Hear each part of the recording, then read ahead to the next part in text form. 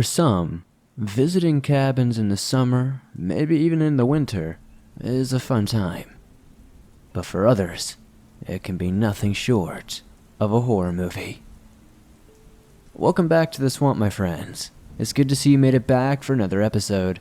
Today we're going to be sharing some creepy and allegedly true cabin horror stories. As always, if you have a story that you'd like to share in a future video, be sure to submit it at swampdweller.net or the email you can find in the description down below. I'd love to share your story with everyone here in the swamp. It's stories like yours that help keep this show going. Now, let's get into these creepy and allegedly true cabin horror stories.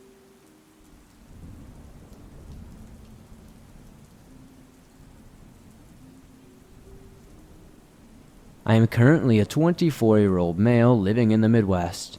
The occurrence I will be describing in this story happened often in my childhood, all the way up until I left home for college. My parents have lived in the same southeast Illinois home ever since I was born. The bedroom that my baby crib was in is on the ground floor just down the hall from my parents' bedroom. The house is a 2-story log cabin with a basement. I am my parents' first child of 3. So when my little brother was born, I had to move out of my bedroom and into one of the storage rooms upstairs, which my dad cleaned out and made into a bedroom. This was when I was about 5 years old, and I was excited to have a whole room to myself on the second floor. I'm not exactly sure when the first occurrence was, but I am sure it was not long after I moved bedrooms. It did not happen every night, but I remember it very clearly, so it must have been pretty often.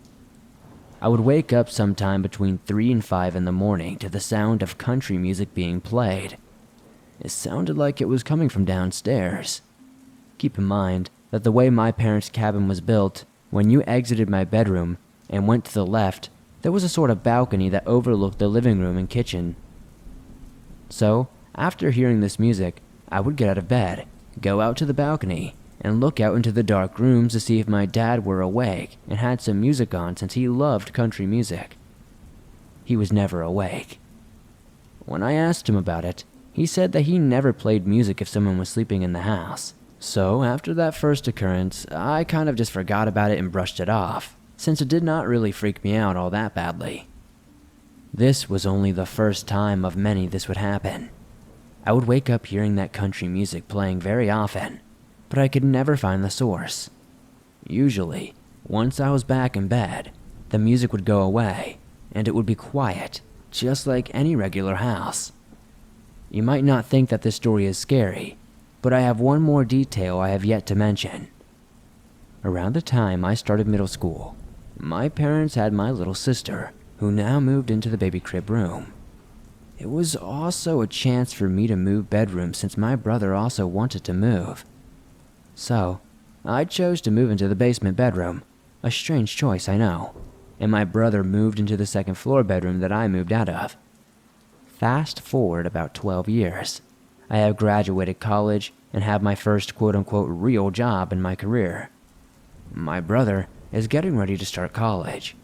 There was one day that he was visiting me, and we were out talking about funny things that happened in the past, and I brought up the country music I used to hear. When I mentioned the music, my brother turned and looked at me with a face of pure fear. "You heard it too?" I told him about the hundreds of nights I would wake up to the music, and he said that he had the same exact experience in that room.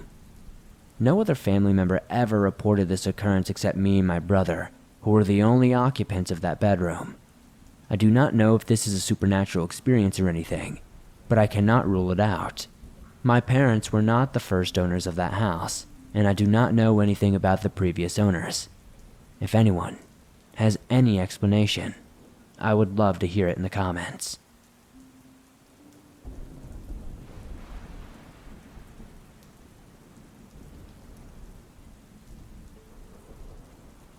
I have a couple of stories to share, all of them involving my family's cabin in Wyoming. So for starters, I need to put this into context. I was born and raised in South Dakota, and if you ever look at a map of it, you will see that it is a great beige, almost rectangle, with a singular circle of green right in the west side of the state. That is where I grew up. Now, the west side of South Dakota has some amazing sights, and it kind of makes up for there being nothing to do here. But in my opinion, nothing here holds a candle to the cabin.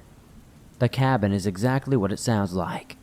A log cabin with no running water, a well, and a creek adjacent. The only modern asset of it is the electricity that was added back in the 1930s. It is an hour away from my hometown, and if you die up there, there is no chance you will ever be found. So it is my favorite place to go. It was great when I was stressed from high school and just needed to get away, and now that I am 25, it is my favorite place to unwind after a long week. But it has its quirks. I am going to start with the most normal of the stories. Not normal because this stuff happens all the time, but because there was no paranormal, extraterrestrial, ooga booga stuff involved. I was 13 at my sister's birthday party. My sister and I always celebrate our birthdays up there. My dad had to leave to take my sister's friends who could not sleep over back to their homes. My mom does not like to spend the night up there, so she left before the sun went down as well. This left 13-year-old me with about 5, 10 to 11-year-old girls. In short, I was miserable. I was poking at the fire planning on dropping some scary stories, so that they would have nightmares when I heard a distinct rustling noise coming from the dry creek just ahead of us. I looked up from the fire and saw a figure approaching us. I told my sister to quietly get back to the cabin. She looked at me and she was about to say why, when she saw that my eyes were fixated on a singular point. She followed my gaze, and not long after seeing an old, bearded, wide-eyed man stumbling towards us, she screamed, prompting her friends to scream, and they all ran back to the cabin. The screaming stunned me as I was sure that this man would now proceed to kill me, and after he was done, march to the cabin and finish off the girls. But that did not happen. He stopped and just started mumbling. I could only make out a few words: deer, rope, crick, and razor blades. Eventually, I gathered up the courage to tell him off. I let him know that there were guns in the cabin, and if he did not leave, I would go get one. After I said this, I began backing towards the cabin and eventually retreated inside. We told my dad when he got back what happened, and he wasted no time gathering up people from the surrounding community. The guy was eventually caught, but not by police. He was caught by his daughter, who thanked my dad and I. I was not there for that. I guess this guy was just an incredibly old man with dementia who wandered out of his cabin and followed the road to ours, thinking it was one of the cutoffs of the creek. As for the razor blades, back in the 70s, a group of rednecks got tired of city people swimming in their creek. So, on one of the rope swings, they attached razor blades.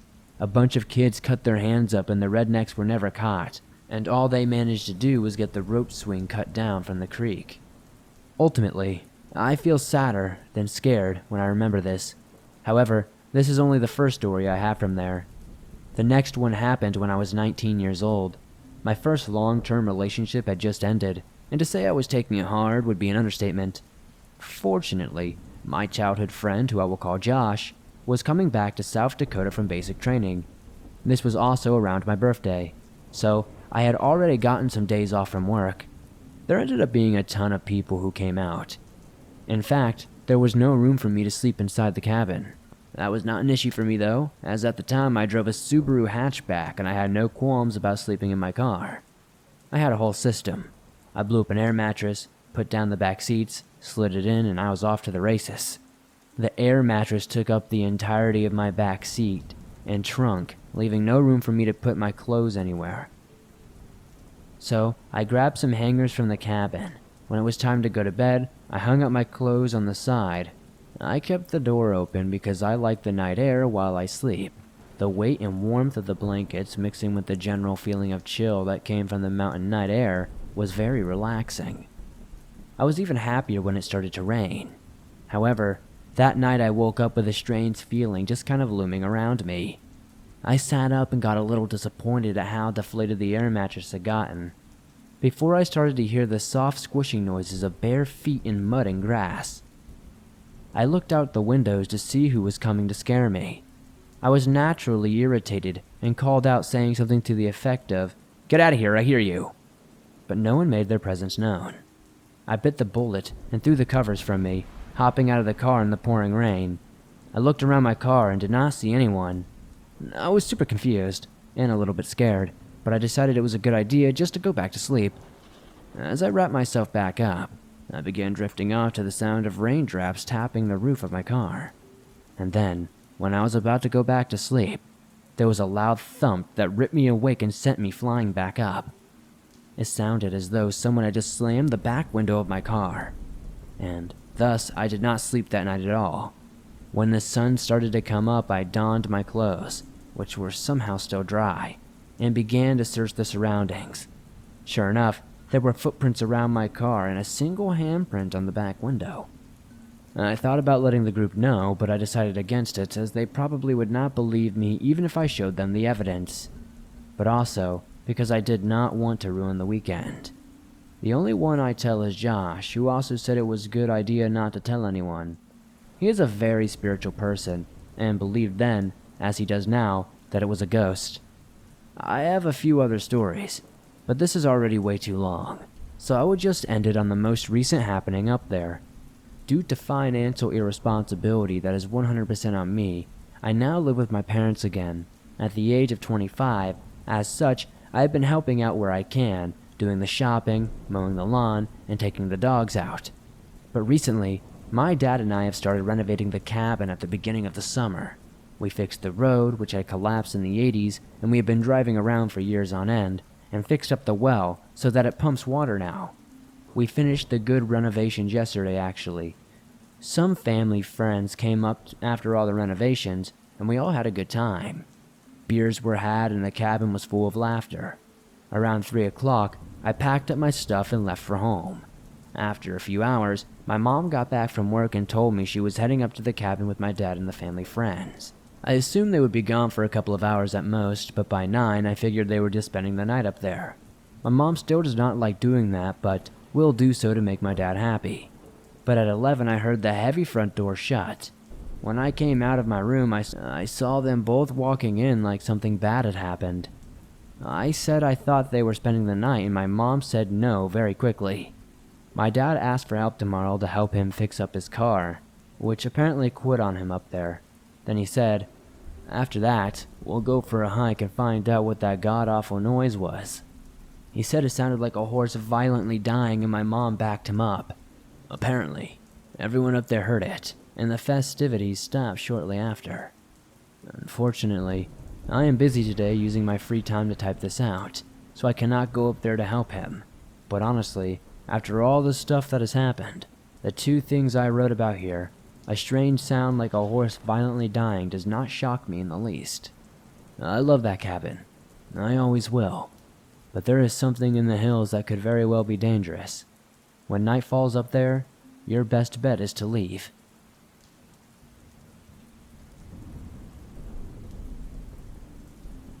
Hey Swamp Folk, sorry to interrupt these stories. I just need to take one quick moment to let you guys know about today's sponsor. HelloFresh has been a sponsor for a while now, and I'm sure you guys are familiar with them. I've been using HelloFresh myself for quite a while, a little bit over a year now, and it's really helped me in my meal planning. Honestly, before HelloFresh, I spent way too much money on eating out.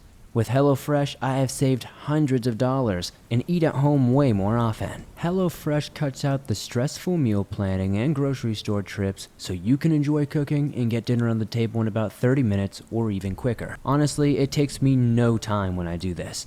HelloFresh offers 25 or more recipes to choose from each week, from vegetarian meals to craft burgers and extra special gourmet options. I've tried all of these, and I honestly love them. There's something for everyone to enjoy. There's recipes designed and tested by professional chefs and nutritional experts to ensure deliciousness and simplicity. Like I've said, I've been using HelloFresh for over a year now, and it's honestly been great. I can't rave enough about how simple it is. It comes once a week in a nice discreet box. Go to HelloFresh.com/swamped12 and use code SWAMPED12 for 12 free meals, including free shipping. Go to hellofresh.com/swamped12 and use code swamped12 for 12 free meals, including free shipping. Try out HelloFresh today and find out why it's America's #1 meal kit. Now, back to the stories. Hi, Swamp Dweller. My name is David, and I would like to tell you what happened to me a couple of years ago. I never told anybody about my experience because I am afraid I would be laughed at, so I will keep my last name out of it. Anyways, it was springtime in 2019. I was camping out in one of my small cabins around my private 85-acre lake. This property has been in my family since God knows when, but it has been decades. Here in the deep south of the United States, we are surrounded by nothing but local wildlife, so we do not have neighbors except for the animals that inhabit Georgia. One night, I decided to go fishing for catfish with my wife sleeping in the cabin. I use my headlamp to see everything that I am doing, like getting my poles ready and into the rod holders. I was ready to catch some monster blue catfish, as I was using a rotted shrimp for bait. I caught a few nice ones which were about 20 to 30 pounds at least, but they get much bigger than that in this lake. After I had caught the 4th fish, I heard a rustle in the woods about 60 or so yards away. Leaves were crunching from heavy footsteps. I thought it was nothing more than a deer at first, so I did not think much of it. Then I realized that this was way bigger than the average deer, and whatever it was walking in my direction, but more in the direction of the lake, if that makes any sense. I tried turning my head to shine the light of its whereabouts, thinking to myself, what the hell is that? I could not get a single glimpse of this thing. The next thing I know, I hear what sounds like a small tree swinging around. I do have crabapple trees, so I'm guessing this thing was trying to shake them to eat them. Still, we do not have any creatures that will do something like that to my knowledge, so I am more alert as I carry a gun on my right hip in its holster. The creature, or whatever it was, had finally gotten a little bit closer. I panicked and had my hand ready to unholster my gun. I was not going to let it get any closer to me. As I unstrapped my gun, I was scared to make a noise, so I was not going to try to warn it off. My headlamp was aiming directly at this thing, but I still could not see it very clearly. All I know is that this thing was dark brown as I got a glimpse of its long hair. We don't have bears in this area. I was convinced that this thing was a Bigfoot. The monstrous creature noticed the light from my headlamp, so I was more panicked than ever. I could not hesitate any longer, so I aimed my gun right at it and took a few shots. It took off after the gunshots and I hauled my butt back into the cabin. I never heard from it again. My wife woke up and asked me what the gunshots were about, so I told her exactly what went down. We spent the rest of the night at the cabin. The next morning, I decided to go where I thought the creature was standing, and I found large footprints on the muddy bank. It had large feet bigger than the average person. The toe shapes were unbelievable. I was sure that I shot the thing, so I tried looking for blood trails. The thing is there was a spurt of blood on the green leaves of a medium-sized pine tree. I tried to find if there was more blood anywhere else. I did find more on some leaves in the green grass, but the trail of blood suddenly came to a stop. I did not see a body anywhere, but I did make casts of the footprints and sent them to the BFRO. They analyzed the cast and came to a result that it was in fact a Sasquatch. We do not even have any reports of them below central parts of Georgia, until now. I happen to be the first person to encounter one this far below the Appalachian Trail, according to the researchers.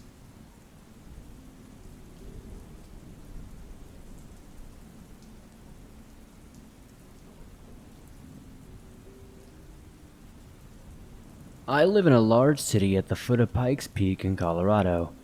This story takes place a few years ago in a smaller town in the mountains right near Pikes Peak. A little background about this area before we go forward. Here in Colorado, we have a history of multiple Native American tribes that once occupied a lot of the land here, but sadly, that is not the case anymore. Growing up here, we have all heard the legends and scary stories, but never thought they were real until this happened. My childhood best friend has a log cabin-looking house far up in the mountains that her dad built from the ground up. We would often have sleepover days or even weeks at a time, so when something paranormal like this happened, it took a lot of time for me to go back there. So, I will describe the layout of the house because that will become important later on.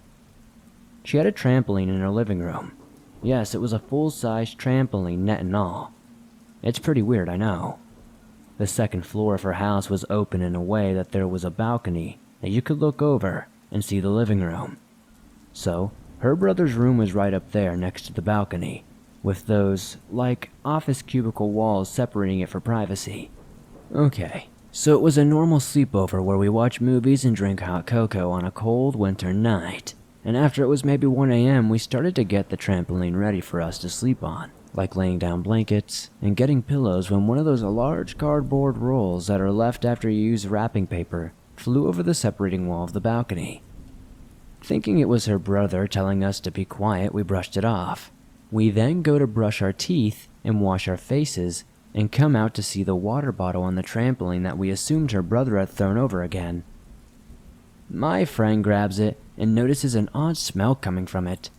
She unscrews the lid, and it was a disgusting scent of vomit. Not just any vomit, though. Like the most potent, disgusting smelling vomit that made our eyes burn and water. As we were gagging, we head upstairs to confront her brother. We see he is not there, and we think he is hiding from us. So we start looking for him and telling him to come out with no response.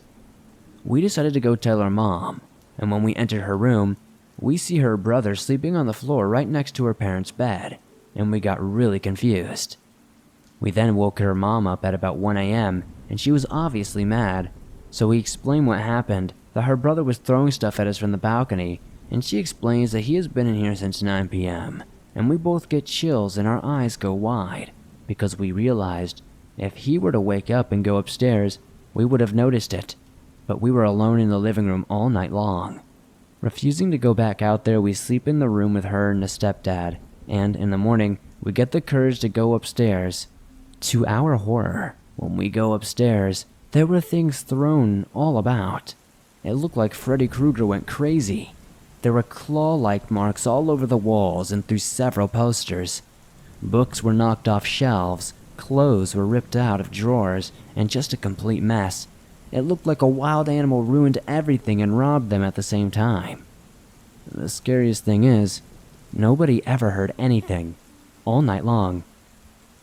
Later that day, my friend went to take a shower while I finished my dinner, and about 10 minutes in, I hear a blood-curdling scream and run upstairs to find my friend in tears, naked and afraid, and had to explain what happened to me. What she said has scared me to this day.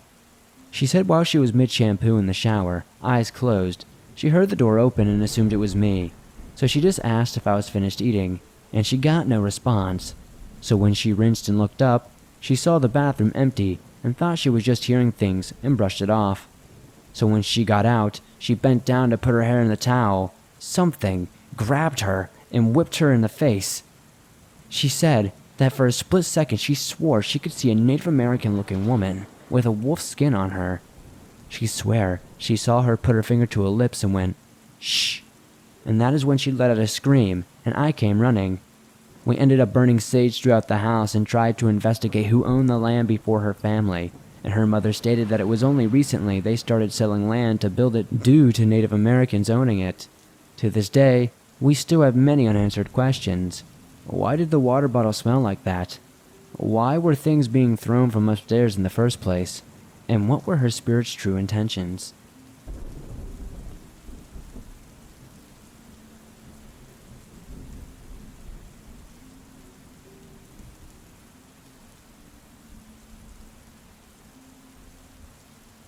Thanks for listening to these creepy and allegedly true cabin horror stories. If you enjoyed these stories, please be sure to hit that like button, as it helps me out a ton. The more likes this gets, the more YouTube promotes it in its algorithm, and that's very helpful to the channel.